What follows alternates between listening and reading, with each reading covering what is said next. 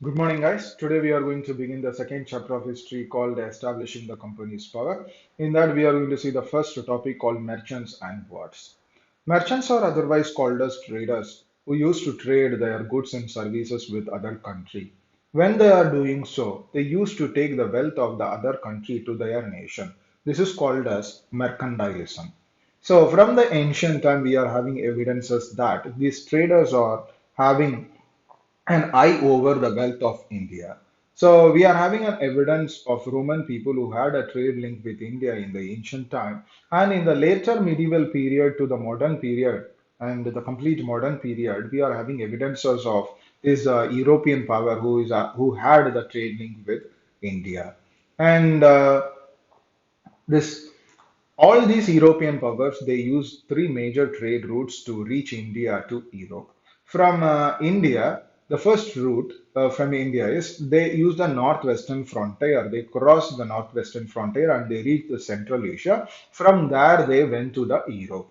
And the same route, it is actually having the second branch. It is crossing the Russia and it reaches the Baltic Sea in the Arctic region.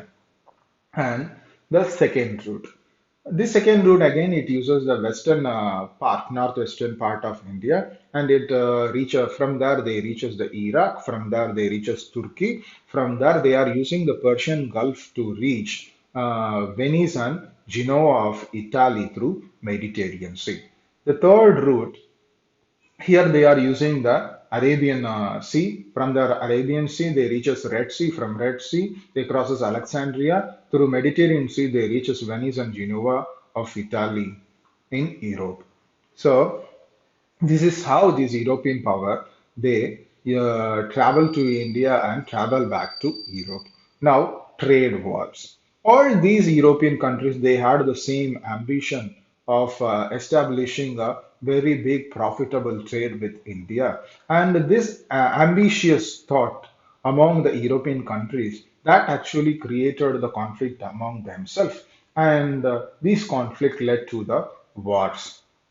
Next one, we are going to see about the Portuguese in India. These Portuguese people actually landed in Calicut of Kerala in the western coast of India. And there they got the permission of the king of Calicut to set up a factory at Calicut, Cochin, and Kannur. The Arab peoples who are already having a trade link with that area, they thought their business will be threatened by these Portuguese people. So they conspired against these Portuguese people, but they failed to destroy the influence of these Portuguese people completely. So these Portuguese people in the later time, they succeeded in converting the whole western coast of India as their colony. By 1509, the first viceroy called Almeida, he actually occupied the Diu Island, and followed by him, the next viceroy Albuquerque, he occupied Goa, and after that they occupied Basin, Daman, Calicut, Hooghly, Chittagong, and many more places. All these places were under their control for almost 100 years till the Spain they defeated this Portuguese in 1580. After that, the Portuguese trade started declining in India. On the other hand, the Shah Jahan, the Mughal emperor of India, he is also not having a good, good favorable thought about this Portuguese people, because these Portuguese people were very much busy in protecting their last resort, last possessions like Goa, Daman, and Diu. And these Portuguese people also faced a stiff resistance from other European countries like Dutch, English, French, and etc. So, in this meantime, these Portuguese people they discovered a new place called Brazil in South America, and they shift their interest from India to Brazil. Next one, Dutch trade in India. Dutch East Indian Company they set up this one in 1602, and they did spice trade with India, and they had factories in Nagapattinam, Cochin, Patna, Surat, Chinsura, and etc. These Dutch people also not able to withstand the resistance offered by the British people, and they left India and they went to the Indonesia and Java islands. And next one, British in India. This British, they came to India by 1600. By 1608, the British envoy or ambassador called John Hopkins, he met the Mughal emperor called Jahangir, and he got the permission to set up the trade centers, the factories in Agra, Bharuch, and Ahmedabad. By 1639, they established Madras and they built Fort St. George. And following that, by 1668, King Charles he handed over Bombay to the East Indian Company, which he got as a dowry when he was marrying Princess Catherine. And the next Mughal emperor Aurangzeb he gave permission for the British to set up their trade center in Bengal, and all because of that they established Calcutta in 1690 and they built Fort Williams. And the next Mughal emperor Farooq Zayar he gave permission for the British to set up their factories in Odisha, Bengal, Bihar by 1717. So by this these Britishers slowly, gradually, they started gaining power and they totally uprooted the other European countries from Indian land. Next one, French in India. So these French people, they succeeded in establishing the French East Indian Company in 1664. And they set up their factories in Masulipatam, Pondicherry, Karaikal, Mahi, Balasur, Chandarnaguri, Kasim Bazar, and etc. And these people gave a very stiff resistance to British people, but still they lost their prominence in later time.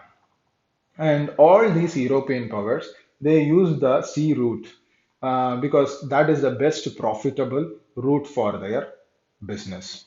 And all these European countries, they uses India as a place of raw material and market because that is the time of industrialization in Europe. So they need a large amount of raw material. That is the reason for these European countries come and search for the land in other places, other part of the world. And so they take the raw material from India, they convert it into a finished good. Again, they bring back the finished good to India and make India as a place of trade, place of market. And they also take other things like spices, indigos, cloths, and salt pepper, which is having a greater market in America and Europe. By that trade, they are making a very huge profit. So, by this huge profit, every European country they want to maximize their share in India. So, this ambitious thought this competitiveness actually created the rivalry among the trading companies.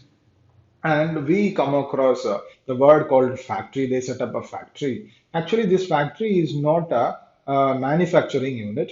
This factory is an office and all served as the warehouse where they stored the goods, what they want to transport or what they transported from Europe. And next one, East Indian Company. So in that we are going to see about three countries. First one we are going to see about English. So these British people they landed in India and they established the English East India Company in 1600 by the charter given by Queen Elizabeth. This is the permission given by the Queen Elizabeth to establish the trade link with other country, and they set up the first factory in 1612 at Surat, and gradually they've established chain of factories in Calcutta, Bombay, and Madras. Next one, French. French East Indian Company, it was found in 1664 and they set up their first factory in Surat. Followed by that, most of their activity were restricted to the eastern coast of India, like Masulipatam, Pondicherry, Chandarnaguri, and etc. And Pondicherry was the headquarters of this French people. And the French government is running on the revenue of the French East Indian Company. And in return, the French government is offering the military and financial aid to the French East Indian Company. Next one, Denmark. Denmark entered India and they established the East Indian Company by 1602, and their activity is also restricted to the eastern part of India, that is Over the Coromandel coast, they had their activity over Tranquebar, and in Bengal, they have Sirampur. So these kind of activities of the European powers, it is not restricted in India alone, but it also extended in the newly found world called North America. And in the course of time, all the European power lost their prominence, and the only main rival, was between English and French people, both in India and America. So now, if you zoom into the map, whatever places we come across, you can see here. That is Nagapattinam, Karaikal, Tranquebar, and Pondicherry, Fort St. George, and other places we will see later. Okay, Fort Williams, Chinsura, Sirampur, Hooghly, Chandernagori, and this Awadh, Surat, Daman, Dayu, Basin, Goa, Mahi, Kannur. So, if you look into this map and try to understand that things, I mean, in your mind, you will be able to understand in a much better way. Okay. Thank you, class. With this, the first session of the second chapter is over. We will see tomorrow. Thank you.